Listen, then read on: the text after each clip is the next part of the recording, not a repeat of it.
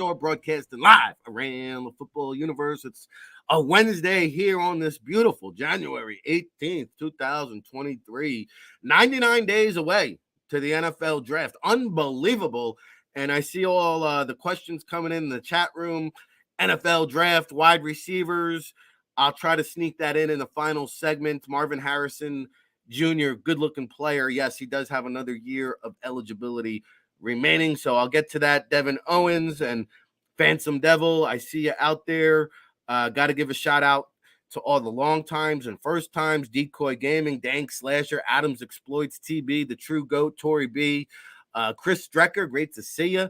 Occam's Razor, oh, baby. Are you talking about the DVOA Adams Exploits? I'll try to get into that as well. All right, Project Patterns, Alexander Freeman. I won't keep you waiting. As you know, each and every Wednesday, Delmarva Sports Director Kayla Santiago joins the Football Playbook Extravaganza Bonanza. Good morning, Kayla. How are you today? I'm doing great. A little bit nervous for this Saturday, but, we got to keep positive vibes around here, so I'm doing well. I'm curious to know. I know Delmarva Sports has been covering the Eagles on and off throughout the season. Will you be up at the link Saturday for some Eagles coverage? Not yet. If they get to the final round of the NFC playoffs, yes, we will. But, we got some other commitments this Saturday. So hoping for a win, as, loving my birds, but also hoping for a win so we can cover it one-on-one. Yeah, I'm looking forward to it because I think Delmarva Sports has better coverage than a lot of the local media outlets, but that's just me. We'll wait for that, and I think the Giants will take care of business.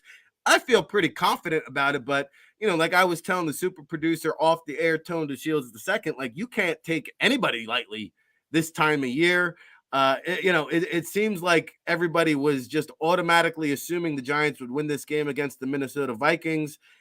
I don't care. That was still a 13-win ball club. So the Giants are very capable. They're riding in with probably an all-time high in terms of confidence. And this Brian Daboll effect is a real thing. I look around. I mean, all you got to do is listen to him talk.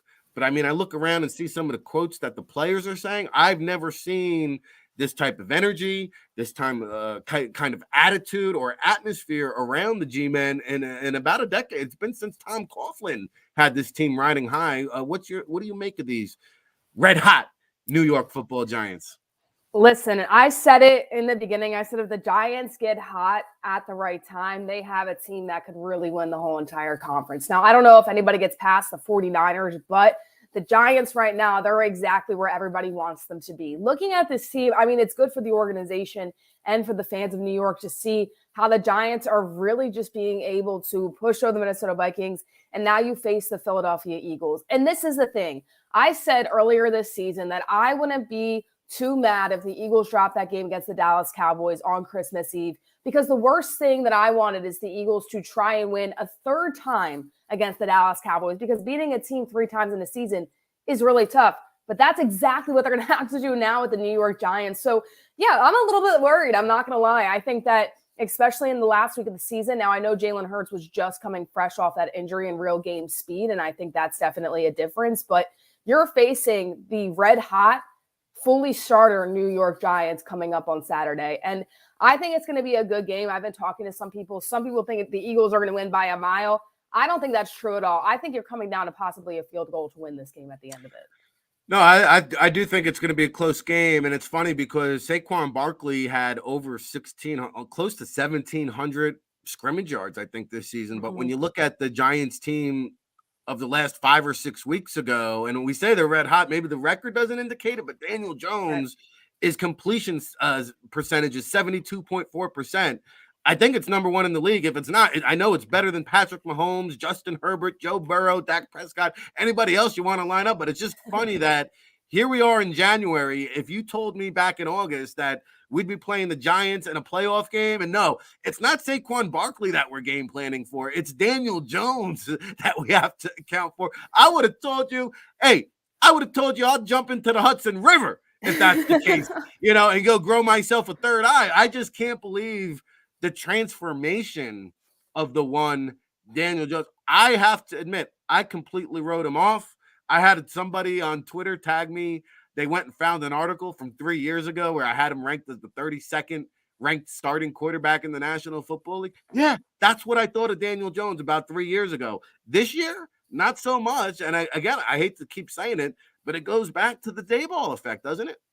It absolutely does. And I think these guys are just feeding off of his injury. We talked about last week, I believe, Coach of the Year and it possibly being him. Well, I know it's not a postseason award, but right now these guys believe in the system. And if you can make Daniel Jones what he's been able to do and make him look like a good quarterback in the playoffs, I mean, that's really saying something. Daniel Jones is a good quarterback, okay? But we've seen him, I feel like at the highest of highs and lowest of lows at this point. And I never expected him to be great. And I don't think they need a great quarterback to keep going on in this playoff push. But if Dayball can make him look good and his completion is there, and it's not just the Saquon Barkley show, now you also have to worry about that dual threat with Daniel Jones. I mean, that's something that you just need to look at Brian Dayball and say, you did this. Like, you're the guy and you're the reason that the Giants are able to take this step up. And I think that right now they're just a very, very complete team. I actually had Minnesota winning that game, believe it or not. And I know a lot of people disagreed with that. I figured it was going to be close no matter what the outcome would be. But, I'm a little bit worried, as I mentioned before. I think this Giants team is red hot at the right time. And in the playoffs, records don't matter. It doesn't matter if you were the best regular season team in the NFL. The playoffs are a different ballgame. And it is true that if a team can get hot at the right time, they can really make some strides.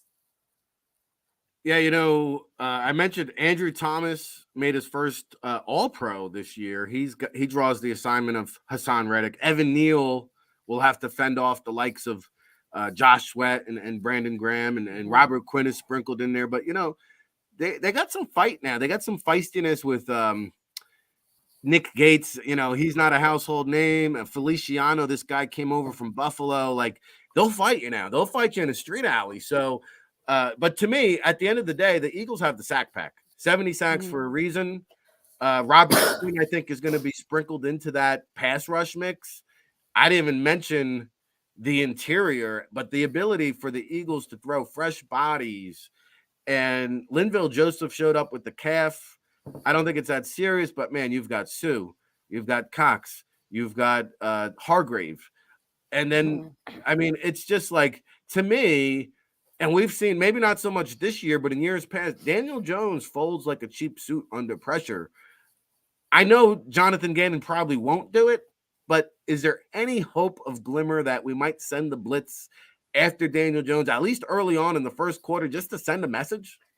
Fingers crossed, because if he doesn't, I'm going to be screaming at my TV and trying to go to that game and be like, guys, let's just do the blitz right now. Because, listen, if you put Daniel Jones under pressure early on, it's going to be the Saquon Barkley show, and that limits the Giants a lot. Saquon Barkley is a very, very good running back. We've talked about him as one of the tops in the league at some point. But if Saquon Barkley's your only weapon, the Eagles are going to win that game. And if the defense can really step up, and Jonathan Gannon's game plan is to let's throw the blitz, let's try to get Daniel Jones under pressure. He's not a great quarterback going out of the pocket. So I think that's what they have to do. And I think what you're going to see, especially in the early going of the first half, is a defensive performance from the Eagles. Because you have to think, right? Jalen Hurts was hurt. The last time he was able to play was in that last week of the season against the Giants. He has a week off. He's probably going to come out a little bit rusty. And in the second half, they're really going to find that connection. I wouldn't be surprised if, Jalen misses those slants just a little bit, or, if he's trying to scramble out of the pocket and can't figure out what to do, just at least in the beginning of the game, just because of the injury. But the defense has got to step up. And if you can put pressure on Daniel Jones, he's not Jalen Hurts. He can't scramble out of the pocket like Hurts does. And I think the Eagles can have a very successful night if that's the game plan. But it's Jonathan Gannon, so I don't really know what he's going to do. And I would say, if I was a betting woman, to say that he's not going to run the blitz, I just really hope that he does. Yeah, and it's funny to think about. He's got like 3 or 4 head coach job interviews this week, and here's a guy who's got probably the top-ranked defensive unit in the NFL, and yet if he goes and takes another job, not too many Eagles fans are going to shed a tear. It's just unbelievable. But now, I will say this. Earlier in the year, when he did send some of those blitzes and Chauncey Gardner-Johnson was back there, he's a guy that can tend to gamble and kind of play coy and lure Daniel Jones into an errant throw. And quite frankly, Darius Slay, James Bradbury, it's been a while since we've heard from them in terms of picking off a pass, making an interception. I think the time is ripe now. Daniel Jones has had a career low 5 interceptions. He's only fumbled the ball 3 times all season, which is so uncharacteristic because here's a guy who's turned the ball over 15, 20 times a year on occasion. But to me, I think you send the rush, and then you'll allow the defensive backs to play a aggressive style of play because you know what? You give up a big play, all good. I don't think Darius Slayton, Richie James, and Isaiah Hodgins are going to burn you all day long. You give up a big play or two, all good. You can overcome that. I think this is the week to do that. I think so too. And I think you look at the New York Giants, you talk about sending the rush and sending the blitz and just making Daniel Jones to force to be able to air it out or throw it away. The other thing is too, Daniel Jones is going to have to deal with playing at the link, and home field advantage matters. We saw that in 2017, right? You're the New York Giants. You're the underdog going into this game. I don't care about Minnesota. Okay. Minnesota is probably, you could hear a pin drop to playing.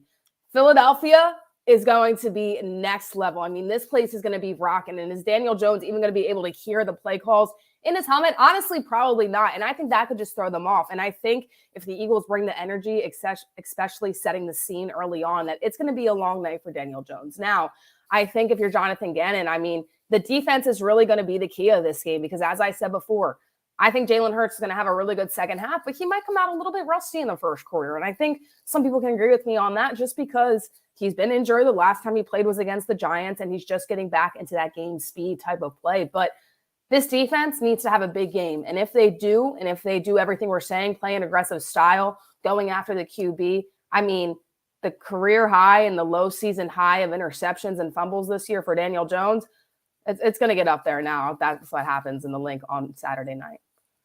No, it'll be interesting to see. And I wanted to go somewhere with the next question, which was, I think we saw it in the first matchup, like A.J. Brown, Devonta Smith, they kind of mishandled the Giants cornerbacks. Now, I can't remember.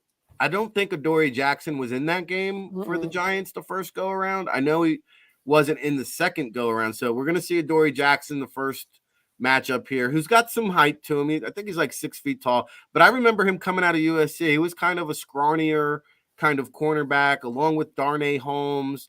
I feel like the Eagles wide receivers, especially A.J. Brown and Devonta Smith's physicality, A.J. Brown's size, I'll throw Dallas Goedert into the mix. I think there's just too much size, physicality, and grown man football to be had there to kind of abuse. I hate to use the word abuse, but I think they can abuse the Giants defensive backs personally. And I think you set that pace early on in the game as well. I understand Boston Scott had a really good game against the Giants in that last week, but this has to be the A.J. Brown show, the Devonta Smith show, and the Dallas Goedert show.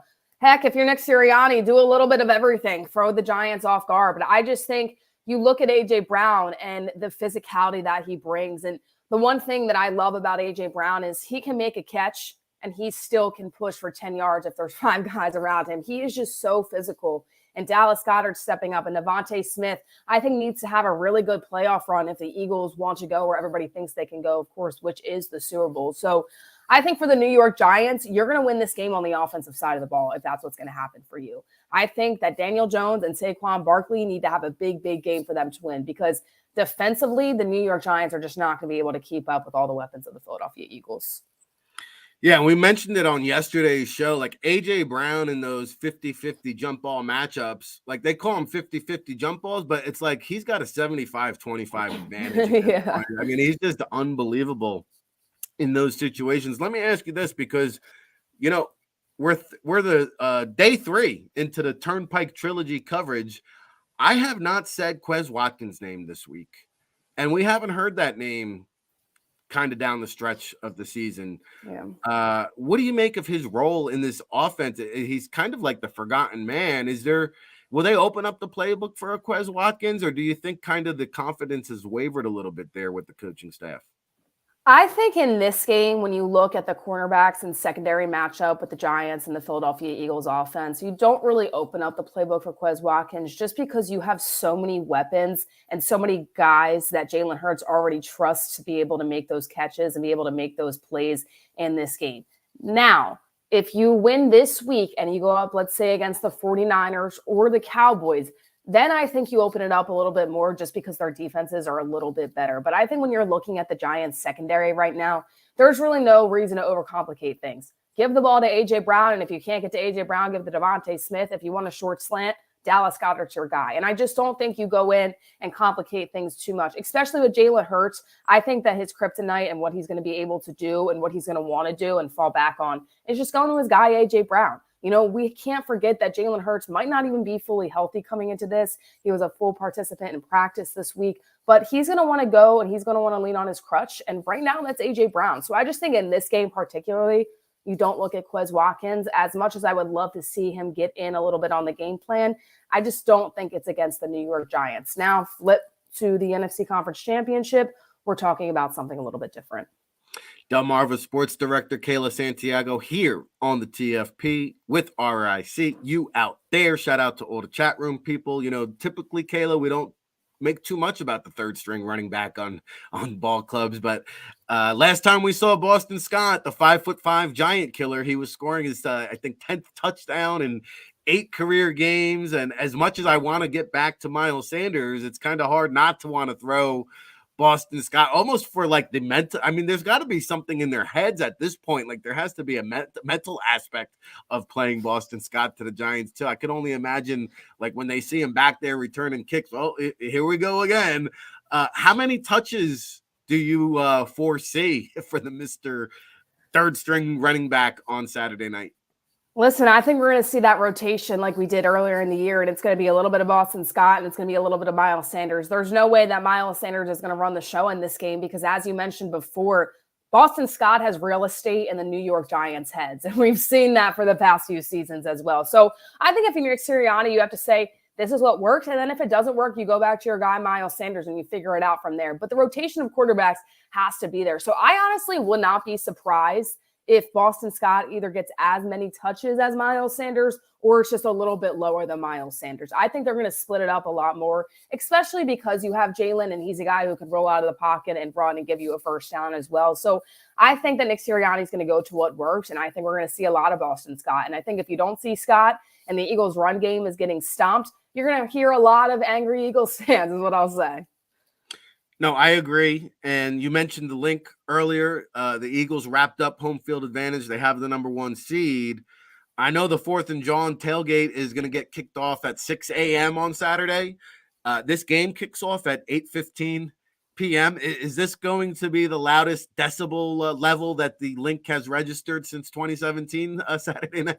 It's going to have to be, especially because it's an NFC East rival. I mean, that's the most exciting part about all of it. Now, going into these games and, you know, being from around the Philadelphia area originally, it's like you don't want to lose to an NFC East rival in the playoffs. That's the last thing you want. But that place is going to be even more electric than ever. And then forget about it. If the Cowboys win and it's Eagles-Cowboys, oh my gosh, you might just hear the whole entire city of Philadelphia erupt at that point. But I think this is going to be absolutely crazy. I think fans are going to be there. I think a lot of people are going to be glad it's Saturday night too, because then you can start tailgating whenever the heck you want. It's not like you have to start at 6 a.m. for a 1 p.m. or 4 p.m. start. So I think a lot of people are going to be excited. I'm excited. I'm ready to go. And I just think that because they're in the same division, that even brings more of an edge. And I just want to say for all Giants fans, respectfully, don't wear your jerseys into Lincoln Financial Field because you're going to hear all of it all night long. And I'm sure you just want to go there and watch your team play football. So even if you're a Giants fan, make sure you have a big heavy coat and nobody can see it in the Lincoln Financial Field.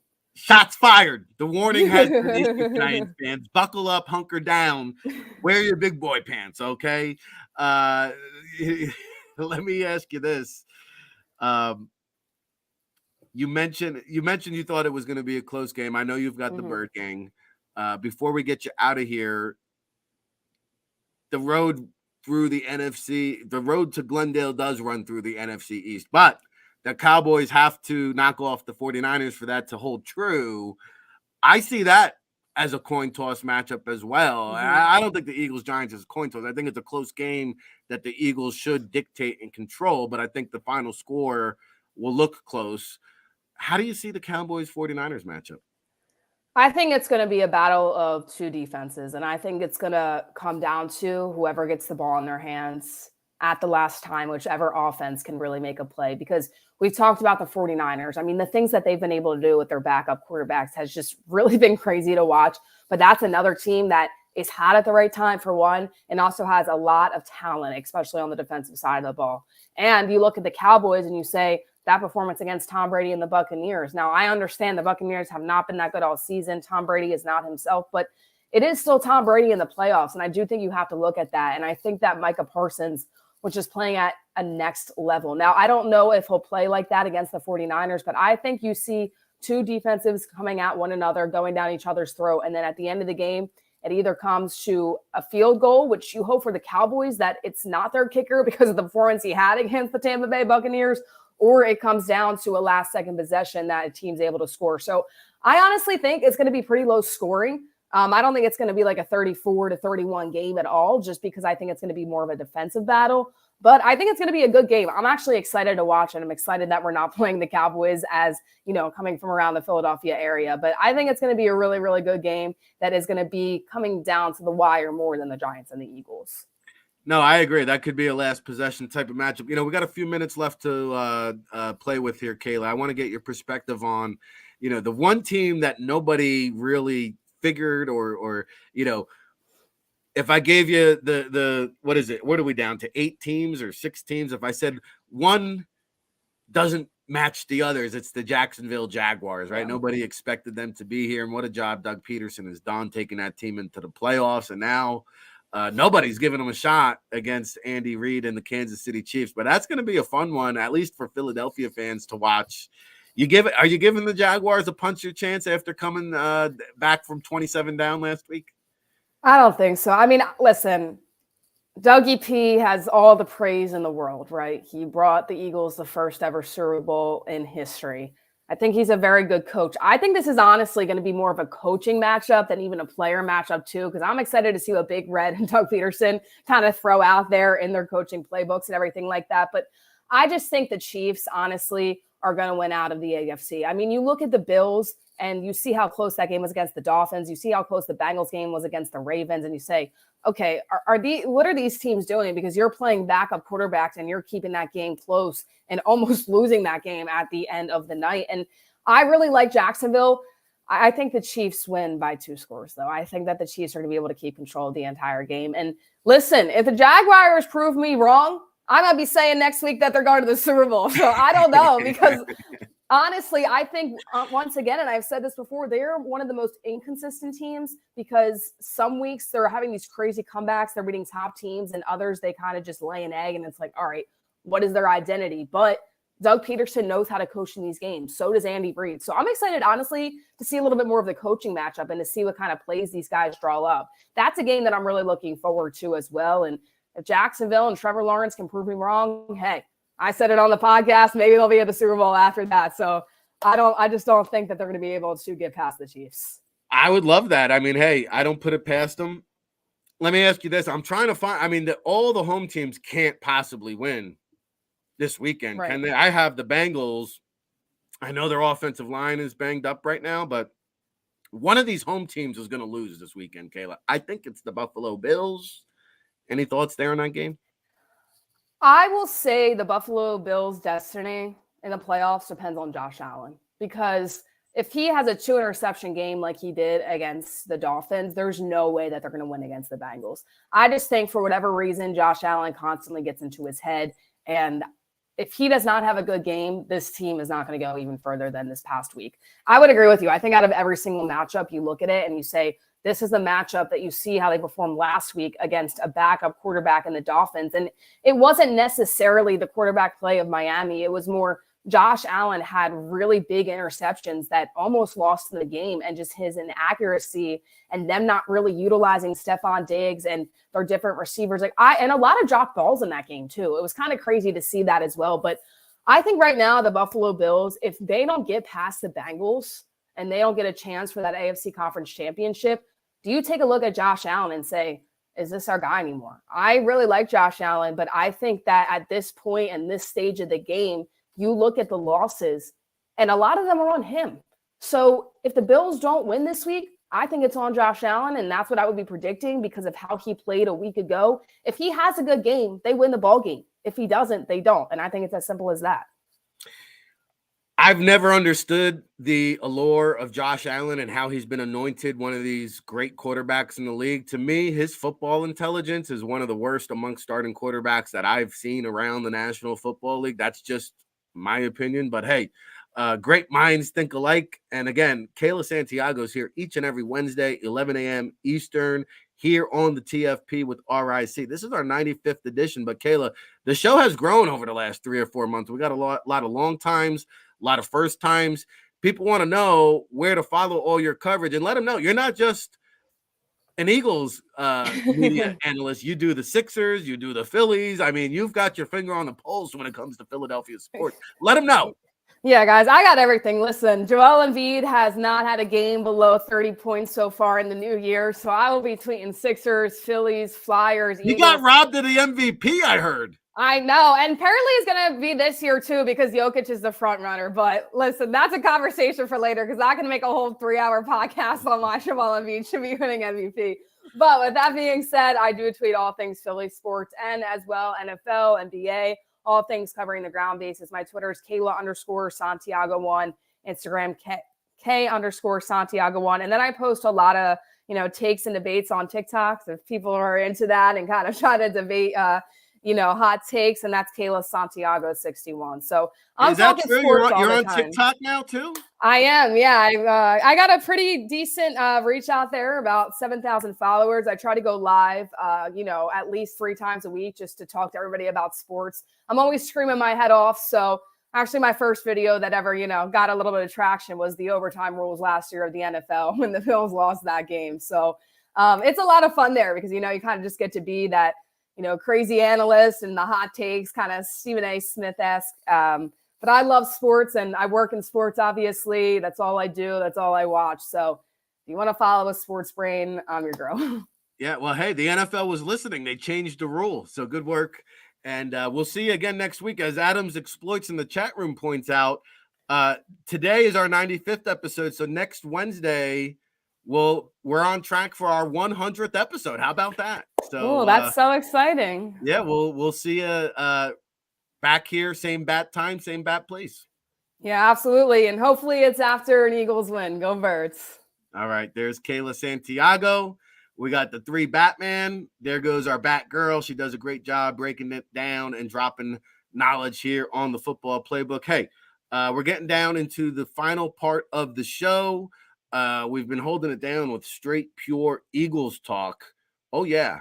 Martin Frank, Delaware News Journal, Glenn Irby, Eagles Newswire, and Kayla Santiago right there with straight Eagles fire. Man, I'll tell you,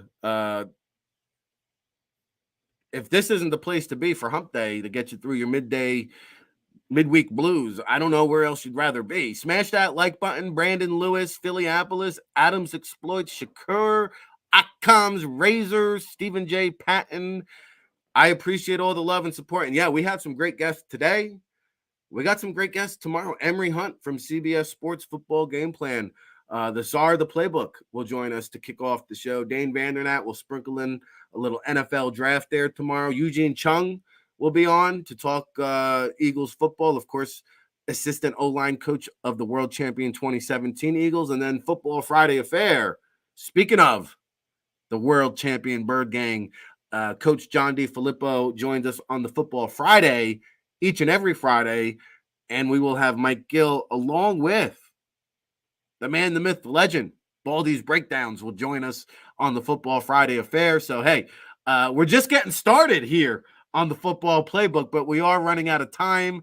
I've got some what acronym, Adams, are we talking about? Let me know. And yeah, you're right, Phillypolis, Eugene Chung. I don't know. It's kind of a sensitive topic. You can Google it and find out more.